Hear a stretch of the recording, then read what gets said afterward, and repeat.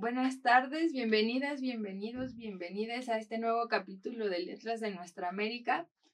Y pues bienvenido, Daniel.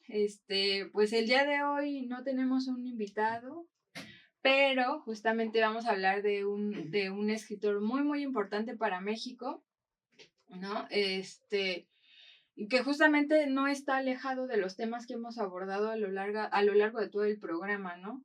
Y pues de quien vamos a hablar el día de hoy es nada más y nada menos que de Juan Rulfo, ¿no? Y no, nos gustaría hacer un análisis completo de su obra, pero pues el tiempo no nos da. Pero vamos a ir abordando puntos que consideramos relevantes justamente para conocer la literatura de Rulfo y la relevancia que tiene. Sí, en específico, bueno, Juan Rulfo, mexicano, escribió solo 3 obras, ¿no? El Llano en Llamas, su primera obra, Pedro Páramo y el final, El Gallo de Oro, ¿no?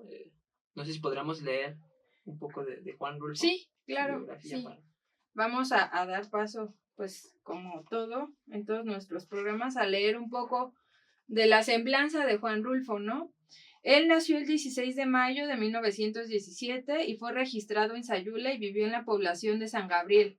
Pero las tempranas muertes de su padre en 1923 y de su madre en 1927 obligaron a sus abuelos a inscribirlo en un internado en Guadalajara, la capital de Jalisco. En esta ciudad viviría más de una década. Durante sus años en San Gabriel conoció la biblioteca literaria de un cura, depositada en la casa familiar, experiencia esencial en su formación. Se suele destacar su orfandad como determinante su vocación artística, olvidando que su contacto temprano con aquellos libros tendría un peso mayor en este terreno. Rulfo mismo lo enfatizó. Una huelga en la Universidad de Guadalajara le impide inscribirse en ella y se traslada a la Ciudad de México. Asiste a cursos en la Facultad de Filosofía y Letras y se convierte en un gran conocedor de la literatura histórica, antropológica y geográfica de México. Comienza a publicar sus primeros cuentos gracias a Efrén Hernández, gran amigo suyo. En esos mismos años se inicia como fotógrafo e inicia un noviazgo con Clara Aparicio, sosteniendo una notable correspondencia con ella. Se casan en 1948 y el matrimonio residirá en la Ciudad de México. En 1951 se encuentran instalados en el departamento 1 del edificio de Tigris 84 en la colonia Cuauhtémoc. Mientras vive ahí se publica en la revista América el cuento Diles que no me maten y escribe los 8, entre ellos El hombre, Lubina y No oyes ladrar los perros, que presentará de septiembre de 1952 a agosto de 1953 en el Centro Mexicano de Escritores, del que fue becario. El Llano en Llamas aparece en septiembre de 1953 y de ese mes a agosto de 1954 escribe Pedro Páramo con su segunda beca. A partir de la aparición de Pedro Páramo, Rulfo mantendrá frecuentes contactos con el cine como escritor y fotógrafo. Su segunda novela, El Gallo de Oro, que termina de escribir en 1958, es producto de una vinculación, así como el cortometraje El Despojo de 1959. También participa con un texto en la notable película La Fórmula Secreta de Rubén Gámez, concluida en 1964. Las 2 últimas décadas de su vida las dedicó Rulfo al Instituto Nacional Indigenista, donde se encargó de editar una de las colecciones más importantes de antropología contemporánea y antigua de México. Finalmente, Juan Rulfo fallece en la Ciudad de México el 7 de enero de 1986 y desde entonces su prestigio como escritor no ha cesado de aumentar, convirtiéndose en el autor mexicano más leído a lo largo de los años en México y el extranjero. Su creación fotográfica atrae una creciente atención reflejada en exposiciones y publicaciones.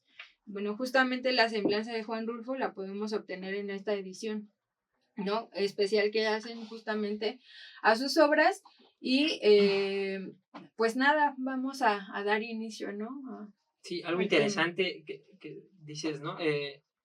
Juan Rulfo, su obra es realmente pequeña, ¿no? Uh-huh. Un libro de cuentos que es El Llano en Llamas y 2 novelas, Pedro Páramo y El Gallo de Oro.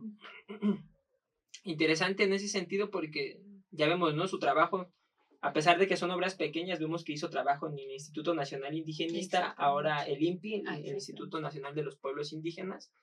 Y justo, ¿no? Lo que hace Juan Rulfo acá es crear un archivo bibliográfico muy interesante, ¿no? El INPI justo tiene un archivo bibliográfico interesante por el trabajo que hace Juan Rulfo. Además, Juan Rulfo, otras obras que tiene es un libro de fotografías, hay publicaciones de sus fotografías, también relacionadas con su literatura, diría yo.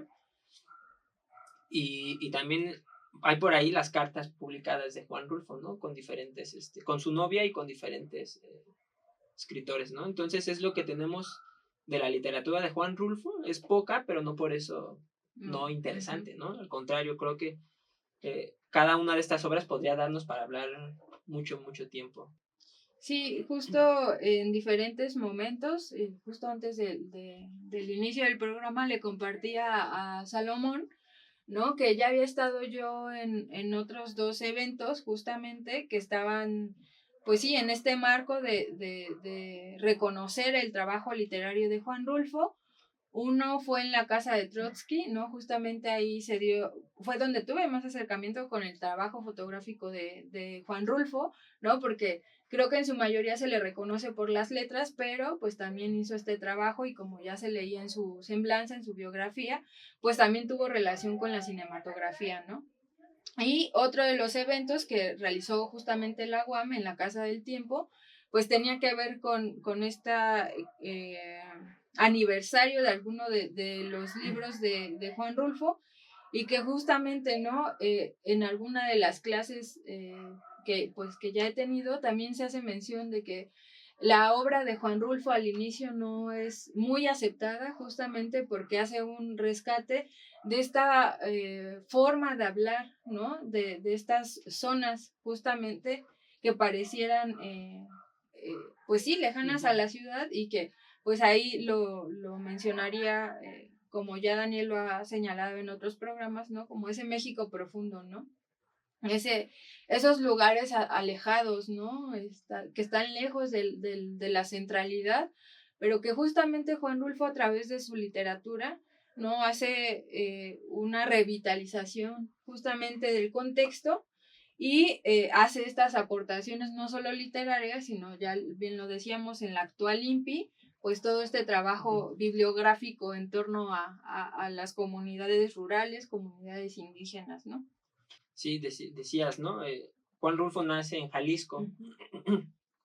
Aunque fue registrado en Sayula, hay una discusión interesante sobre dónde nace en realidad, porque en realidad él queda joven, él queda huérfano desde muy joven, ¿no? Desde los 10 años. Sí. Entonces, pues incluso él mismo hablar de sus orígenes, pues era complicado, ¿no? Pero hay por ahí también el facsímil de su acta de nacimiento incluso publicado, ¿no? Para justo la discusión en torno al nacimiento de Juan Rulfo es interesante porque estamos hablando de los 50, ¿no? Donde nacen las obras, ¿no? Las 3 principales obras nacen en la década de los 50. Decíamos, ¿cuál es el contexto histórico que hay en México en los años 50? Pues han pasado aproximadamente 30 años después de la Revolución Mexicana. A nivel global está también finalizada la Segunda Guerra Mundial. Y entonces me parece eso interesante, ¿no? Porque en México el movimiento literario desde el siglo XX me parece que va creciendo o va transformándose muy interesante, ¿no? Como pasar por todos estos ciclos literarios que existen en el mundo, no solo en México, ¿no? Sino en el mundo, ¿no? Los distintos movimientos o géneros literarios que se van acuñando pues por la modernidad o por cómo va cambiando la historia en el mundo, me parece.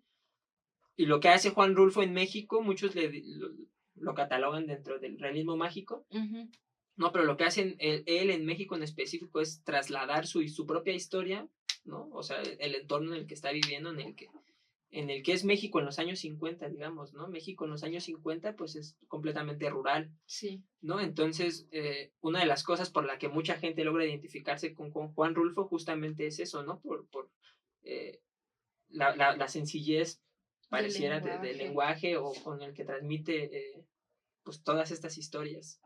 Sí, y justamente igual, bueno, igual hace un momento compartía con Salomón, ¿no? Que cuando yo tuve como mis primeras experiencias como docente comunitaria, justamente El Llano en Llamas fue un libro que me acompañó y acompañó a mis compañeros y compañeras estudiantes como en este proceso de alfabetización, ¿no? Yo, bueno, así tenía el hábito de al final de la clase leerles un cuento justo del Llano en Llamas, y pues la misma experiencia de las y los compañeros que en ese momento pues nos encontrábamos en ese proceso de aprendizaje, pues había mucha identificación, ¿no? Justamente porque estas personas a las que se les alfabetizaba, ¿no? Pues venían de zonas rurales, ¿no? Habían crecido en el campo, en el pueblo, ¿no? Habían tenido estas experiencias, ¿no? De escasez, ¿no? En muchos sentidos, ¿no? Estos procesos identitarios también, ¿no? Muy arraigados. Y pues yo creo que en ese sentido, pues Juan Rulfo da en el clavo, ¿no? Justamente. Y ustedes tal vez dirán, ay, bueno, pero pues si vienen de una zona alejada que tiene que ver con los pueblos originarios aquí en la ciudad, si se supone que hay un avance, ¿no? En ese sentido, en el ámbito educativo, pues en realidad no, ¿no? Yo diría que pues estas experiencias que Rulfo traslada de su propia historia de vida hacia la literatura y es arrojada, ¿no? Con cierto estilo y cierta forma, pues tiene cabida en muchas de las personas que habitamos en una comunidad indígena, ¿no? Justamente eh, porque si bien estamos habitando la ciudad, ¿no? Este espacio centrado, central, ¿no? En donde justamente se pone el ojo, ¿no? Ahora respecto a los pueblos originarios, habitantes y residentes de la Ciudad de México, eh, pues también, ¿no? Estas propias historias, a pesar de habitar en un espacio citadino, pues vienen a recaer y a recalcar y hay un énfasis constante, ¿no? Justamente estas experiencias vividas, experimentadas, que son traídas del pueblo y que son situadas de este otro lado geográfico, pero que finalmente son aportaciones a todos estos procesos identitarios, ¿no? Justamente, y he ahí la importancia de la literatura de Juan Rulfo, ¿no?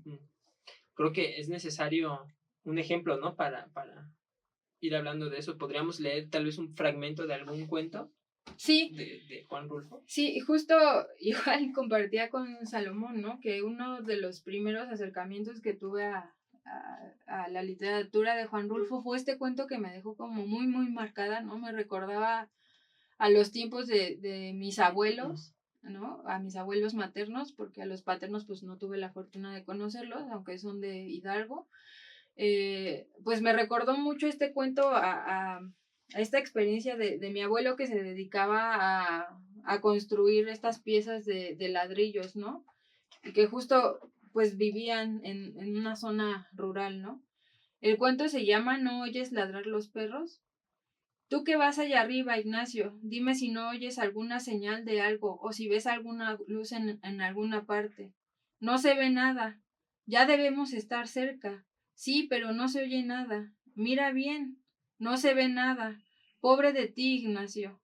La sombra larga y negra de los hombres siguió moviéndose de arriba abajo, trepándose a las piedras, disminuyendo y creciendo según avanzaba por la orilla del arroyo.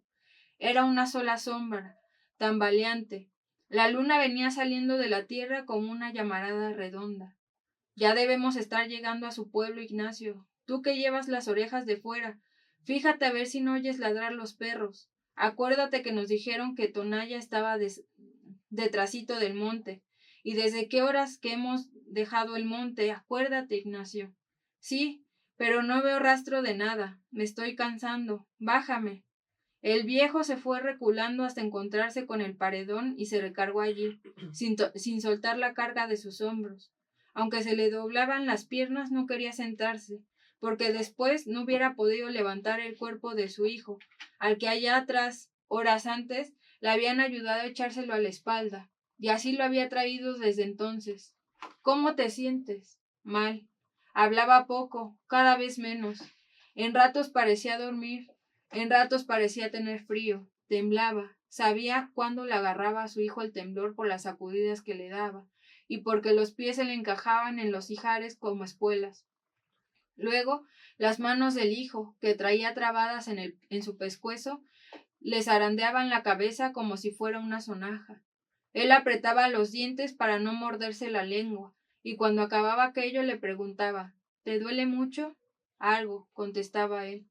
Primero le había dicho: apéame aquí, déjame aquí, vete tú solo, yo te alcanzaré mañana o en cuanto me reponga un poco. Se lo había dicho como 50 veces, ahora ni siquiera eso decía. Allí estaba la luna, enfrente de ellos, una luna grande y colorada que les llenaba de luz los ojos y estiraba y oscurecía más su sombra sobre la tierra. No veo ya para dónde voy, decía él, pero nadie le contestaba. El otro iba allá arriba, todo iluminado por la luna, una cara descolorida, sin sangre, reflejando una luz opaca, y él acá abajo.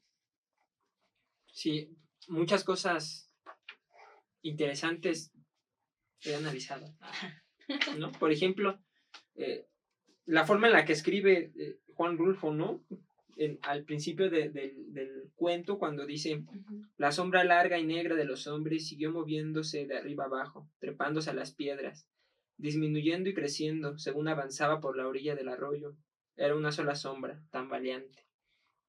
No, porque el texto, el cuento empieza sin narrador, ¿no? Son los personajes directo en el diálogo, ¿no? Y este pequeño apartado donde describe el entorno, no sé, me hace recrear la escena, ¿no?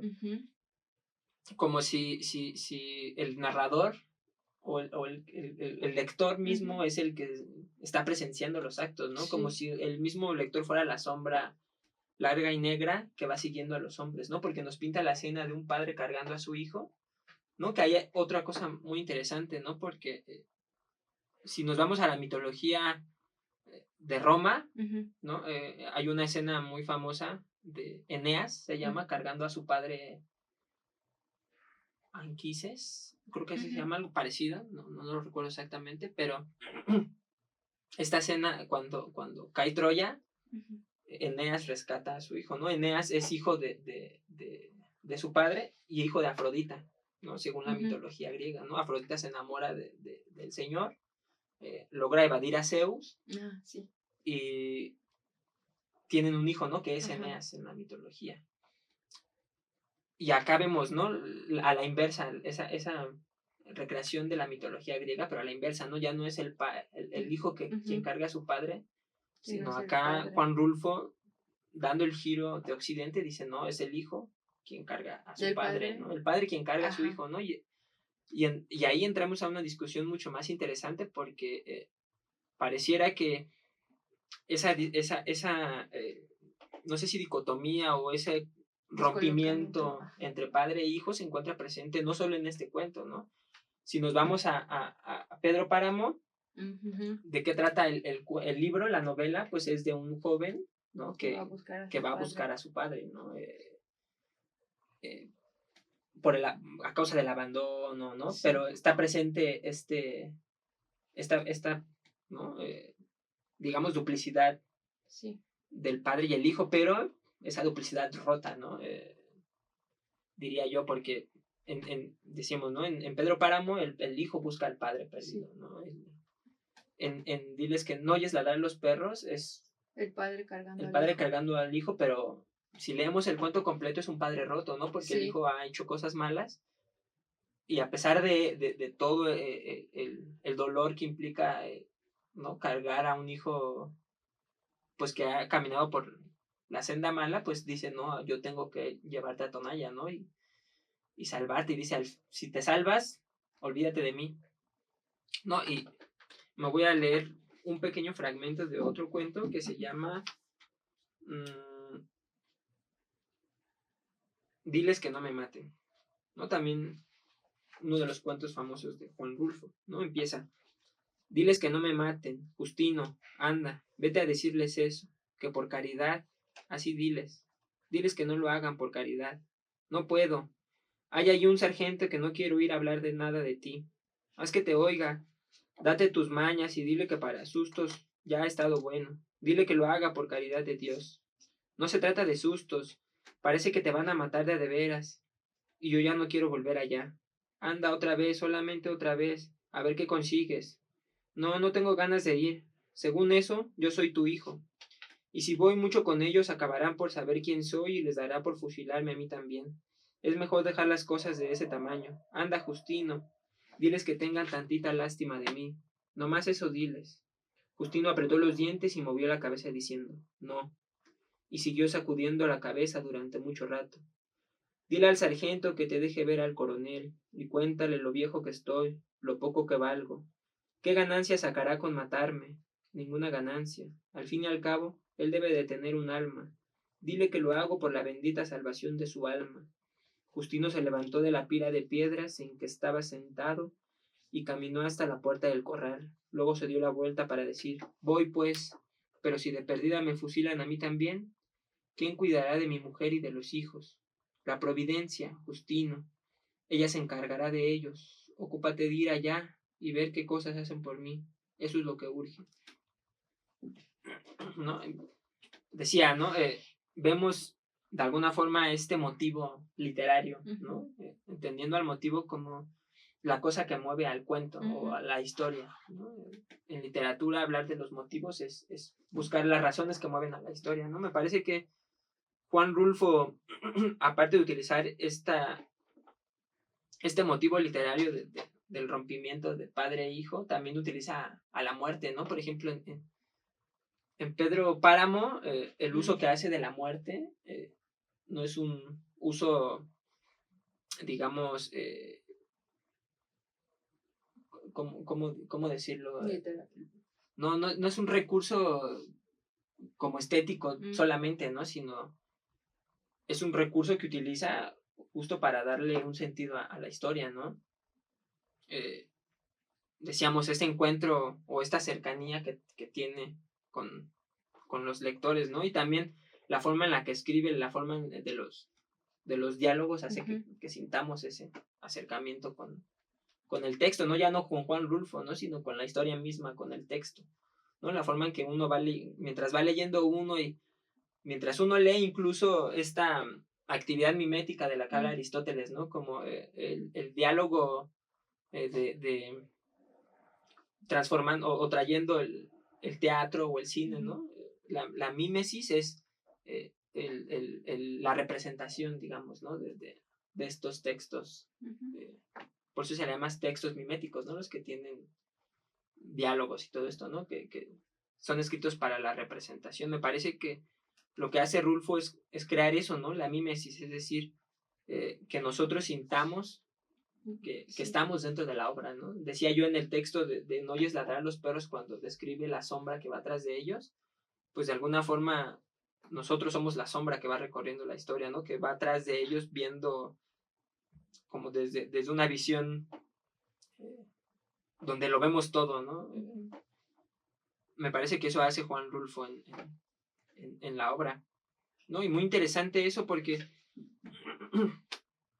pues está mezclando estos temas con los temas rurales, decíamos, ¿no? Es decir, la violencia, la pobreza, y no de una manera, decía yo, estética, ¿no? Para que suene bonito, para que, ¿no? Decíamos, lo que está haciendo es, de alguna forma, llevarnos a esa realidad, ¿no? Una realidad que existe, que está presente en el texto, ¿no? Y que podemos ser parte de ella cuando lo leemos.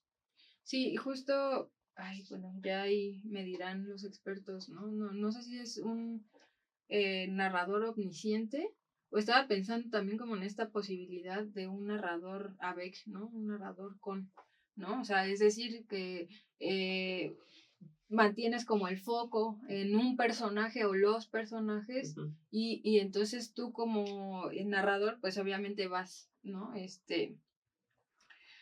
Acompañando pues todos los sentires, los pensares de estos personajes, ¿no?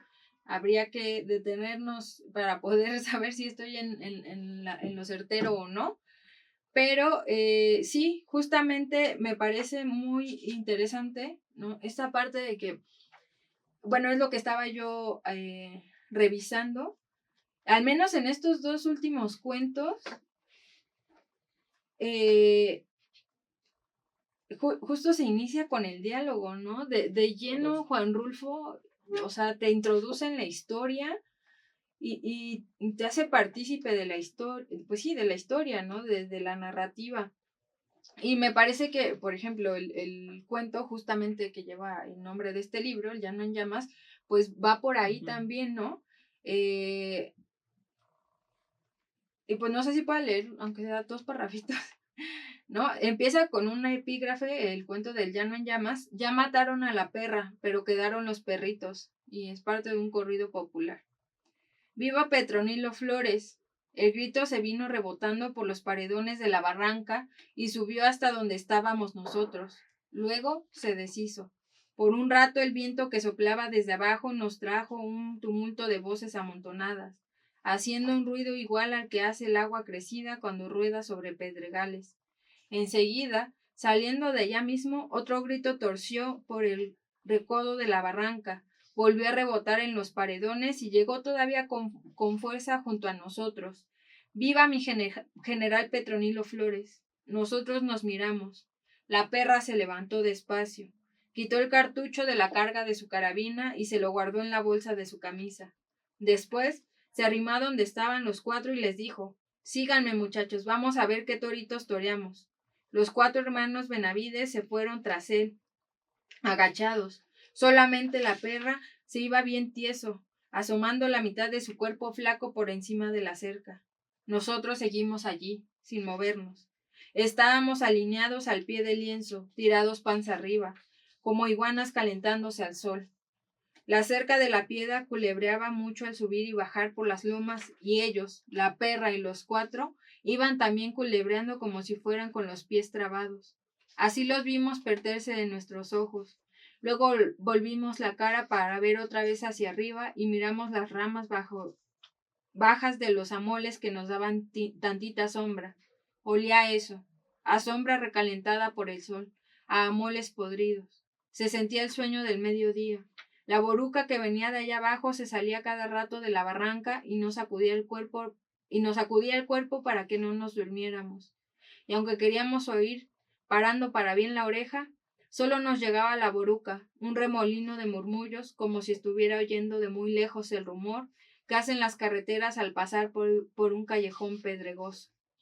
De repente sonó un tiro. Lo repitió la barranca como si estuviera derrumbándose. Eso hizo que las cosas despertaran. Volaron los totochilos, esos pájaros colorados que habíamos estado viendo jugar entre los amoles. Enseguida las chicharras, que se habían dormido a ras del mediodía, también despertaron llenando la tierra de rechinidos. ¿Qué fue?, preguntó Pedro Zamora, todavía medio amodorrado por la siesta. Entonces el chihuila se levantó y arrastrando su cabina, como si fuera un leño, se encaminó detrás de los que se habían ido. Voy a ver qué fue lo que fue, dijo, perdiéndose también como los otros, ¿no? Y tal pareciera, ¿no?, que de pronto uno quisiera detenerse en la historia, pero justamente esta forma en que Rulfo va narrando estos acontecimientos es que pues uno desea, ¿no?, esta continuidad de la lectura, ¿no? En este caso vemos más pues como esta voz narrativa, ¿no?, que al inicio solo anuncia, ¿no?, el grito que fue lanzado, ¿no?, y cómo este grito va, ¿no?, como viajando en este espacio justamente, ¿no?, y que de pronto arriba a los oídos de quienes están aquí, ¿no? Y sí, ¿no? Lo que decías también hace rato acerca de que se va directo a los diálogos Juan Rulfo. Otra cosa muy interesante sobre Juan Rulfo y que algunos críticos abordan sobre él, ¿no? Está justo, ¿no? La escritura en diálogos lo analizan desde un teórico ruso, Bakhtin, ¿no? Y un concepto que se llama la polifonía, ¿no? Que dice justo Bakhtin que la polifonía es esa capacidad de los personajes de tener su propia, digamos, personalidad, ¿no? Sin que interfiera el autor. Pareciera que entonces en los textos polifónicos, lo que dices, ¿no? El texto nos lleva a leerlos y clavarnos en ellos porque, dice Bakhtin, ¿no?, no interfiere el autor, no son los personajes los que nos están hablando. Exactamente. Y cuando hay una multiplicidad de voces, entonces es donde se hace la polifonía, no es como una historia, nosotros solo somos espectadores de una historia que está sucediendo dentro del cuento. Y justo, ¿no? Los personajes, y cuando uno va adentrándose a la literatura de Juan Rulfo y lee, pues se da cuenta que efectivamente, ¿no? Que la historia va contándose por sí misma, ¿no? No hay una interferencia de ese narrador, ¿no? Sí. Son los mismos personajes los que van desarrollándose, ¿no? Y uno, pues no sabe qué va a pasar porque justo, ¿no? Esa capacidad de los personajes de por sí mismos ir llevando la historia, pues es lo que hace interesante también a la literatura de Juan Rulfo. Sí, justamente eso me hizo pensar como en este vínculo que tenía Juan Rulfo con la cinematografía, ¿no? Tal pareciera que de eso van sus historias, ¿no? Ahorita no recuerdo el nombre técnico del narrador, pero justo dentro de la literatura existe esta forma narrativa en donde pareciera que tú te sitúas frente a una pantalla de cine, ¿no? Y entonces la historia va ocurriendo por sí misma. Y eso también me llevó un poco al teatro, ¿no? Estuve vinculada durante muchos años con el teatro y me remitió hacia ese lugar, ¿no? Donde tú estás como espectador y entonces, ¿no? Va ocurriendo la historia, pero la misma narrativa te da esas señales, ¿no? Como esas pautas para ir pensando en cuáles son las posibilidades del final de la historia, ¿no? Creo que eso es algo que justamente, ¿no? Como lo mencionas, ¿no? Esta polifonía de la que habla Bakhtin es muy evidente en Juan Rulfo y justamente te va llevando de la mano, ¿no?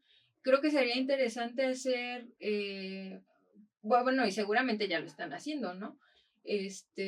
Como este contraste entre la serie, la película que salió de Pedro Páramo, ¿no? En una de las plataformas de streaming, y retornar, ¿no? A esta lectura del libro de Pedro Páramo.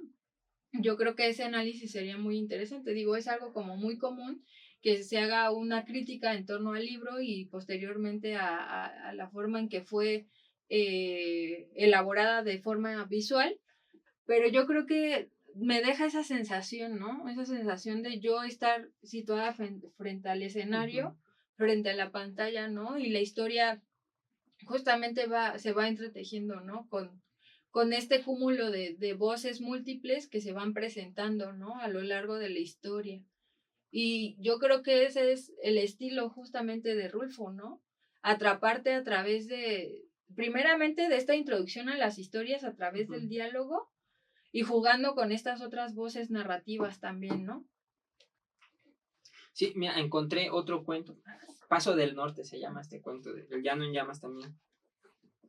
Lo voy a leer un pequeño fragmento. Me voy lejos, padre, por eso vengo a darle el aviso. ¿Y pa' dónde te vas si se puede saber? Me voy para el norte. ¿Y allá, pues, pa' qué? ¿No tienes aquí tu negocio? ¿No estás metido en la merca de puercos? Estaba, ahora ya no. No deja. La semana pasada no conseguimos pa' comer, y en la antepasada comimos puros quelites. Hay hambre, padre. Usted ni se las huele porque vive bien. ¿Qué estás diciendo? Pues que hay hambre. ¿Usted no lo siente? Usted vende sus cohetes y sus altapericos y la pólvora, y con eso la va pasando. Mientras haya funciones, le lloverá el dinero, pero uno no, padre. Ya nadie cría puercos en este tiempo, y si los cría, pues se los come. Y si los vende caros, y no hay dinero para mercarlos. Demás de esto, se acabó el negocio, padre. ¿Y qué diablos vas a hacer al norte? Pues a ganar dinero, ya ve usted. El Carmelo volvió rico, trajo hasta un gramófono y cobró la música 5 centavos, de aparejo, desde un danzón hasta el Anderson, esa que canta canciones tristes, de a todo, por igual, y gana su buen dinero y hasta hacen cola para oír. Así que usted ve, no hay más que ir y volver, por eso yo me voy. ¿Y dónde vas a guardar a tu mujer con los muchachos? Por eso vengo a darle el aviso, para que usted se encargue de ellos. ¿Y quién crees que soy yo? ¿Tu pilmama? Si te vas, pues ahí que Dios se las ajuarie con ellos. Yo ya no estoy para criar muchachos. Con haberte criado a ti y a tu hermana, que en paz descanse, con eso tuve de sobra. De hoy en adelante, no quiero tener compromisos. Y como dice el dicho, si la campana no repica, es porque no tiene badajo. ¿no? Decíamos, vuelve a aparecerse este motivo literario del padre, ¿no? Uh-huh. Y también del hombre que viaja, ¿no? Sí. Está presente. Ya lo vimos en No oyes ladrar los perros, ¿no? También aquí en Paso del Norte y en Pedro Páramo, ¿no? También este recurso, ¿no? Del hombre que viaja, ¿no? Es un recurso utilizado en la literatura, ¿no? Uh-huh. Y eso es interesante, ¿no? Porque si hacemos el análisis por ahí, pues uno se les hacen conocidas las historias por eso, ¿no? Porque de alguna forma uno conoce, ya vi una película que trata de lo mismo, otro libro, tal vez otro texto, ¿no? Eso es lo interesante con la literatura y con el cine también, ¿no? Con las series, que uno puede hacer como esta interlocución con los demás textos o las demás películas, ¿no? Porque el motivo literario ahí está presente, ¿no? El del viajero y también el del padre. Sí, justo. Ajá, sí, y tocaste como en el clavo, ¿no? Salomón. Justo iba a mencionar este motivo, ¿no? Que se da en las historias y que no es algo nuevo, ¿no? Justamente el del héroe viajero, ¿no? Que sale de su tierra, ¿no? Experimenta una serie de situaciones y entonces retorna de nuevo al hogar, pero con aprendizajes distintos, ¿no? Y no recuerdo quién era el autor que hace toda esta lista, ¿no? De motivos literarios, pues que se analizan, ¿no? Justamente en la literatura, ¿no? Y qué tal pareciera que, bueno, sí es posible ahora, ¿no? Digo, con toda la teoría y la crítica literaria que se ha desarrollado a lo largo del tiempo, poder identificar estos elementos y uno diría, bueno, como escritor voy a tomar este postulado o este planteamiento, ¿no? Pero también muchas veces dentro de este proceso formativo como escritora, como escritor, pues también se reconoce, ¿no? Que muchas veces el escritor o la escritora pareciera que tiene como esta inconsciencia de la forma en que va narrando las historias, ¿no? Y que de pronto cuando algún crítico o crítica se dedica a hacer un análisis de alguna obra, ¿no? En particular, da cuenta, ¿no? Es testigo justamente de todo este desarrollo teórico centrado en las obras literarias, ¿no? Y me parece interesante, digo, no es el espacio ni el lugar, pero sería interesante, ¿no? Como ver este motivo literario que mencionas, ¿no? La figura paterna, ¿no? Está ahí siempre presente, siempre presente. Y bueno, se podrían desarrollar muchísimos planteamientos en torno a ello, ¿no? Incluso no solo planteamientos literarios, ¿no? Me atrevería a decir que incluso planteamientos psicológicos, ¿no? Desde diferentes perspectivas, ¿no? El psicoanálisis, yo creo que si se pusiera a hacer un análisis justo de Pedro Páramo y de los cuentos de Llano en Llamas, pues yo creo que arrojaría muchísimos datos o información en torno a por qué este motivo constante del hijo con el padre. Sí, y interesante, ¿no? Porque, por ejemplo, decíamos, ya han nombrado varias veces este autor, Ángel Rama, uh-huh. ¿No? En la transculturación narrativa en América Latina, justo hay algo interesante que dice sobre Juan Rulfo y los transculturados, uh-huh. ¿no? Y decía yo de Arguedas, João Guimarães en Brasil, ¿no? Dice él, ¿no? Algo interesante en Arguedas y en Juan Rulfo, por ejemplo, es que más allá de un motivo o de una razón estética, de una forma estética, de una forma artística que busquen en específico, lo que están haciendo es expresar la realidad, ¿no? Uh-huh. Es decir, no están escribiendo como... para este momento está empezando el boom latinoamericano, uh-huh. ¿no? Está en crecimiento el boom latinoamericano. ¿No? Ángel Rama hace este análisis de, a ver, ¿no? Es verdad, todo esta camada de escritores, ¿no? La ciudad letrada, le dice él, ¿no? Con gran formación académica, uh-huh. Utiliza a los indígenas o a la visión indígena como un instrumento, como una herramienta uh-huh. literaria, ¿no? Y dice, ¿no? Mientras tanto, Juan Rulfo y Arguedas este uso de lo rural no es un uso estético, no es una forma artística, ¿no? Es la vivencia, ¿no? Es el contexto trasladado al papel, ¿no? Es la realidad trasladada al papel, ¿no? Entonces, pues justo, ¿no?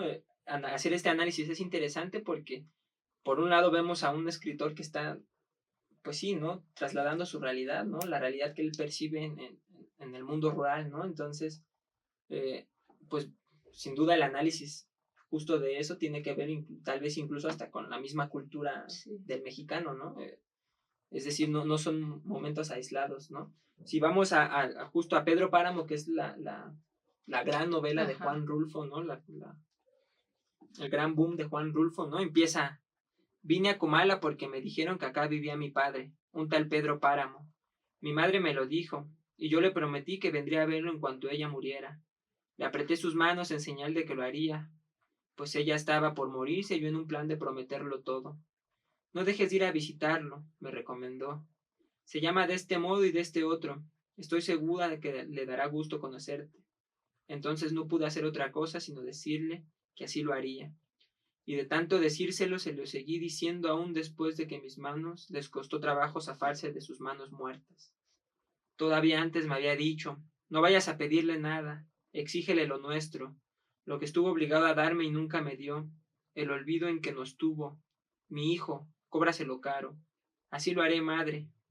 Pero no pensé cumplir mi promesa hasta que ahora pronto comencé a llenarme de sueños, a darle vuelo a las ilusiones, y de este modo se me fue formando un mundo alrededor de la esperanza, que era aquel señor llamado Pedro Páramo, el marido de mi madre. Por eso vine a Comala.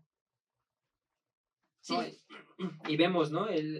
No está este motivo literario del padre y el hijo, no está presente en toda la obra de Juan Rulfo, pero, por ejemplo, en su gran obra Pedro Páramo, pues es uno de los motivos principales, ¿no? Aparte de la muerte y del viajero, ¿no? Me parece que es uno de los motivos, ¿no? Porque decíamos, ¿no? El motivo es lo que mueve a la historia, ¿no? Y en una historia puede haber muchos motivos, no necesariamente uno solo, ¿no? Entonces, sí, claro, justo en este libro, pues los motivos son ese, ¿no? El viaje, el padre, la muerte, ¿no? Y decía yo, todos estos motivos los logra juntar Juan Rulfo, pues eso, ¿no? O haciéndonos parte de esta obra, ¿no? Sin buscar diría yo, una gran estética, ¿no? Sí. No, sino más bien desde la sencillez uno ve la gran complejidad de lo que escribe Juan Rulfo. Sí, y que era lo que comentábamos también cuando estábamos fuera del aire, ¿no? Como este primer comentario de Ali Chumacero, ¿no? En torno a la obra de Juan Rulfo, ¿no? Y no fue el único, ¿no? Existieron diversos escritores, escritoras, ¿no? Que justamente como que no estaban de acuerdo, ¿no? Con la forma en que Juan Rulfo escribía, ¿no? Justo porque eso me hizo recordar, ¿no? Como estos términos de alta cultura, baja cultura, que ya también se han mencionado en capítulos anteriores, ¿no? ¿Cómo vas a considerar tú que justo este fragmento que leíste del cuento de Ya no llamas el último, es evidente, ¿no? El tipo de lenguaje que utiliza Juan Rulfo, ¿no? Y un ejercicio muy interesante en ese sentido podría ser, y que, bueno, pues sí, un ejercicio recomendado que en algún momento pues me han hecho y que he llevado a cabo es escuchar en la voz misma de Juan Rulfo la lectura de alguno de sus cuentos, ¿no? La forma en cómo él, de manera, desde mi perspectiva, genuina, ¿no? Se sitúa, ¿no? En las experiencias de estas personas, ¿no? De sus personajes, ¿no? Y cómo es que va, pues él narrando desde lo que es, ¿no? Desde esa realidad que él vivió, que él experimentó, y que justamente yo creo que es algo que se reitera en diversas ocasiones, ¿no? Lo que hace a la literatura o algún cuento, alguna novela, algún poema, ser literatura o ser parte de la literatura, es justamente eso, ¿no? Que va trascendiendo y se va haciendo vigente, ¿no? Estamos hablando de poco más de medio siglo que se escriben estas obras y hay una vigencia constante, ¿no? Retorno otra vez a esta experiencia primera, ¿no? Que tuve como docente. Cómo es que siendo yo joven y mis compañeros y compañeras estudiantes ya personas de la tercera edad, ¿no? Pues se identifican en estas narrativas, ¿no? Por la forma de hablar, por las experiencias que se viven, ¿no? Por estos deseos, estos anhelos, ¿no? Justamente en este último cuento de Ya no en llamas que leíste, ¿no? Como esta ilusión de que yéndote para el norte, ¿no? Es donde te espera la buena vida, ¿no? Y que hasta la fecha, pues se considera que todavía es, ¿no? Como esa posibilidad, a pesar de todo este movimiento migratorio que existe, ¿no? Entonces, pues sí, ¿no? La obra de Juan Rulfo es un énfasis, es una reiteración de que estas problemáticas planteadas desde la literatura son vigentes y no van a pasar, ¿no? Sí, porque no solo es el hombre viajero, ¿no? Sino también es el hombre desterrado, Ajá. ¿no? En el caso, digamos, de ¿no? Desterrado forzosamente, ¿no?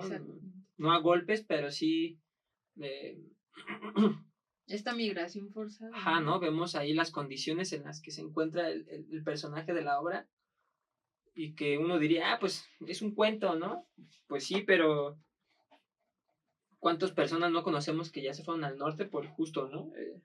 Por tener una mejor vida. Ajá. Y justo eso es lo que hace Juan Rulfo, ¿no? Decíamos 50 años, más de 50 años, 70 años prácticamente de que se escriben estos textos, ¿no? Sí. 50 años de Pedro Páramo. No, 70 años de Pedro Páramo. Poco más. Ah, no, sí, 70. Sí, 70 años, 70. ¿No?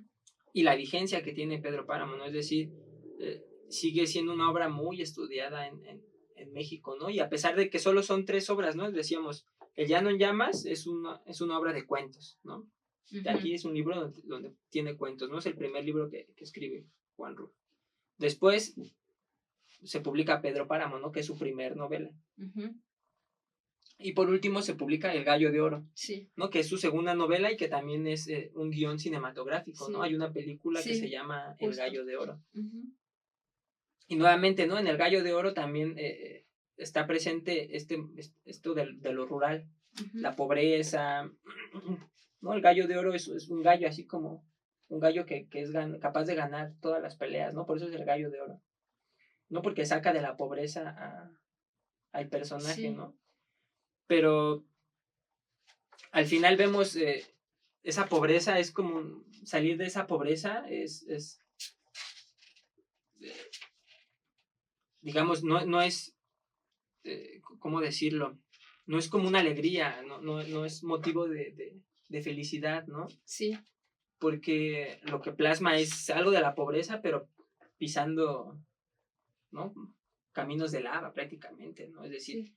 esas cosas que decimos, ¿no? Que las historias que hace Juan Rulfo, que uno se siente identificado, ¿no? Porque uno no se vuelve rico nada más así porque sí, sino todo lo que tiene que pasar, ¿no? Y justo en El Gallo de Oro va por ahí también, ¿no? Como... Y yo creo que, hablando del Gallo de Oro, estaría chido que leyéramos, ¿no? Como un pequeño fragmento.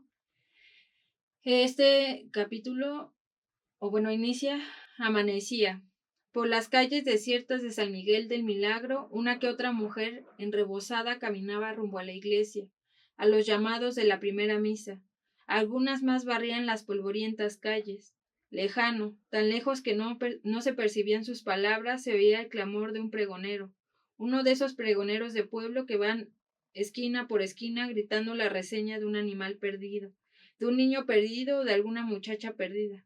En el caso de la muchacha, la cosa iba más allá, pues además de dar la fecha de su desaparición, había que decir quién era el supuesto sujeto que la había robado, y dónde estaba depositada, y si había reclamación o abandono de parte de los padres.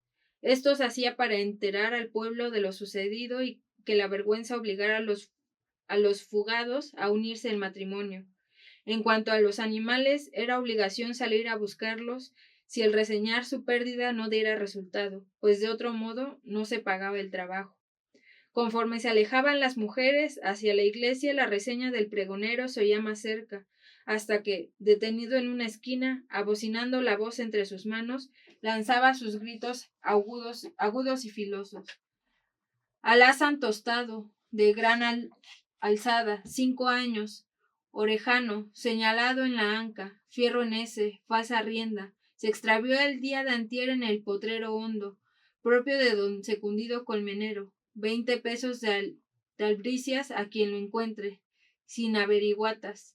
Esta última frase era larga y destemplada. Después iba más allá y volvía a repetir el mismo estribillo hasta que el pregón se alejaba de nuevo y luego se disolvía en los rincones más apartados del pueblo. No, justamente, no, este pequeño fragmento, no, pues sabemos que el tema del robo de mujeres, no, pues no es ni nuevo, y pues no es algo que ya se oculte, ¿no? Y que justamente eso me hizo que recordara alguna experiencia. Recuerdo que cuando iba al rancho de mis abuelos, mi mamá siempre me decía, nunca dejes que un hombre a caballo se acerque a ti, ¿no? Porque lo que va a hacer es robarte, ¿no? Y nunca permitas que un hombre cuando te pida bailar, pues le des la mano, ¿no? Y te levantes porque te va a robar, ¿no? Entonces me recordó un poco a esta experiencia, ¿no? Que yo tenía pues con otros abuelos que en realidad no son abuelos de sangre, ¿no? Pero pues que eran los abuelos, ¿no? Y que se visitaba justamente el rancho y entonces se veía cómo se hacía la barbacoa, ¿no? Cómo el abuelo elaboraba el pulque, que si bien no es una familia de sangre, pues crecí con ellos y que pues de ahí, ¿no? Se van generando estos vínculos tan cercanos que terminan siendo más, pues sí, que terminan teniendo un matiz más allá de lo sanguíneo, ¿no? Aunque se hace una construcción, pues, de otro concepto de familia, ¿no? Y que esto también me recordó justamente a toda la era cinematográfica del cine de oro, ¿no? También aquí en México, ¿no? Que es como, la gran etapa del cine mexicano, ¿no? Y que inevitablemente, pues uno veía con los abuelos, ¿no? Pedro Infante, Jorge Negrete, ¿no? Esta historia que parecía reiterativa de cómo el hombre conquistaba a la mujer, ¿no? De cómo se salía de la pobreza, ¿no? De cómo el pobre era castigado de ciertas maneras, ¿no? Esta imagen que nos vendía el cine de oro mexicano, pues yo creo que no está tan alejado justamente de Pedro Páramo, porque pues estamos hablando de una época pues que está, ¿no? Paralela justamente al desarrollo literario de Juan Rulfo y de la cinematografía aquí en México. Uh-huh. Sí, ¿no? Incluso podemos traer el libro de Los hijos de Sánchez, ¿no? De Oscar Lewis, ¿no? Que para algunos podrían decir, no, es un texto antropológico y además que discrimina, ¿no? Ajá. Un texto, yo diría, pues es que es necesario utilizar también, hacer el análisis desde el lugar donde estamos, ¿no? No es lo mismo, como en el caso de Juan Rulfo, ¿no? No es lo mismo hacer un análisis académico desde el privilegio, supongamos, Ajá. a tomar los conceptos y desde el lugar donde uno está parado, hacer el análisis, ¿no? Ajá. Para que se vuelva, porque he escuchado comentarios por ahí de esa obra, ¿no? Es muy clasista el texto. Yo digo, pues es que desde dónde se está analizando, ¿no? Si uno se identifica o no se identifica, o si uno de alguna forma pertenece o no pertenece, ¿no? Entonces, pues si uno siente que pertenece como al círculo, pues entonces se reapropia de los conceptos, claro, ¿no? Y utiliza los conceptos que tiene a la mano para hacer este análisis, pues necesario, ¿no? En el caso de Juan Rulfo, pensamos, ¿no? En este texto de Oscar Lewis justo de los 50, ¿no? Sí, bueno, fue un estudio que fue más allá de los 50, eran como los 60, por ahí, ¿no? Colindaba entre la década de los 50 y los 60. Y que de alguna forma lo que hace esto, y por lo que fue muy criticado, ¿no? Porque por hacer análisis de unas cuantas familias, dice, pues la cultura mexicana es esto, ¿no? ¿No? Y pues obviamente muy, pues sí, no muy apantallante eso que hace Oscar Lewis, ¿no? No, pues sí, muy, bueno, justo para dar como este contexto, esta obra antropológica justamente se sitúa, ¿no? En el análisis de la vida cotidiana, ¿no? De que lleva el título Los hijos de Sánchez, y que son personas que justamente migraron del campo a la ciudad, ¿no? Y que están situadas como en la periferia de la ciudad, que en ese entonces no era tanto la periferia, estaba, bueno, sí era la periferia, ¿no? Porque estábamos hablando de esta geografía de Tepito, la Lagunilla, ¿no? Que todavía esta zona estaba, pues sí, como en este contexto rural, y pues el centro, aunque era más pequeño, pues ya estaba urbanizado, ¿no? Y que justamente me parece muy importante esto que mencionas, ¿no? Cómo a través de esta otra obra, ¿no? Que no es tan lejana a lo que Juan Rulfo escribe, ¿no? Es que uno se identifica, ¿no? Y yo creo que sí es apantallante lo que va relatando ahí el antropólogo, pero pues es una realidad que no se puede desdeñar, ¿no? Que justamente cuando mencionas, ¿no? Que los comentarios giran en torno a, ay, es que es una obra muy clasista, pues más bien yo diría, pues no sé si clasista, ¿no? O sea, más bien está situando esas realidades en las que muchas personas no están inmersas, ¿no? Que justamente esa problemática de la pobreza, de vivir en hacinamiento, ¿no? De salir a buscar un trabajo, ¿no? Por ejemplo, me hiciste que recordara también esta otra película de Luis Buñuel muy polémica que justamente se da en torno al cine de oro mexicano que se llama Los Olvidados, y él pinta totalmente un matiz distinto, ¿no? De lo que es el cine mexicano y la realidad mexicana en ese momento de la historia, ¿no? Entonces yo creo que estas otras menciones de estas obras pues también son importantes para hacer un análisis de manera simultánea, ¿no? Para ver desde dónde podemos situarnos y que desde mi perspectiva lo que hace Oscar Lewis no es clasista, sino más bien es una realidad que nos ha atravesado a muchos, a muchas. Y pues sí, obviamente de pronto la academia, ¿no? Ayer compartía con una compañera, ¿no? El problema del mestizo es que hace extractivismo para poder situarse o construir su proceso de identidad, pero en realidad el mestizo no se ha encargado de construir su propio proceso de identitario, ¿no? Entonces, lo fácil para él o para ella es estar como rescatando, ¿no? Todo el tiempo y extrayendo como esos saberes, esos usos y costumbres de otros lugares que sí tienen bien enraizado su origen. La raza cósmica. La raza cósmica, sí, justamente. Sí, ¿no? Y es interesante eso, ¿no? Porque, pues al final de cuentas, lo que hace Juan Rulfo es hablarnos de historia, ¿no? Decía al principio en la semblanza de Juan Rulfo, un especialista, un conocedor de la historia mexicana y de la literatura histórica, ¿no? Sí. Mexicana, ¿no? Entonces, pues para los años 50 el México en el que estamos es completamente rural, ¿no?